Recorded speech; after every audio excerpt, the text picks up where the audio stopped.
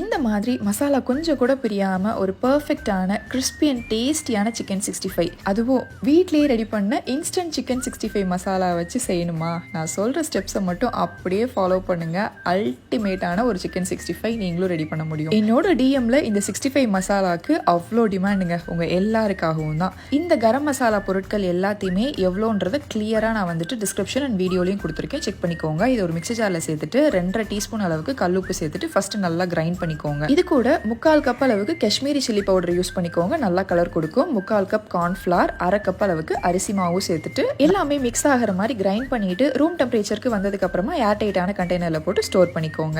இதை வச்சு 65 எப்படி செய்யறதுன்னு பார்ப்போமா? 1/4 கிலோ சிக்கன்ல 1/2 லெமன், 1 டேபிள் ஸ்பூன் இஞ்சி பூண்டு பேஸ்ட், தேவையான அளவுக்கு சிக்கன் 65 மசாலா, கொஞ்சமா எண்ணெயும் சேர்த்துட்டு நல்லா மிக்ஸ் பண்ணிட்டு மேரினேஷனுக்கு டைம் இருந்தா ஊற விட்டுருங்க, இல்லைன்னா உடனே கூட எண்ணெயில பொரிச்சு எடுத்துக்கலாம். இதே மசாலாவை நீங்க காலிஃபிளவருக்கு யூஸ் பண்ணலாம். ட்ரை பண்ணி பாருங்க.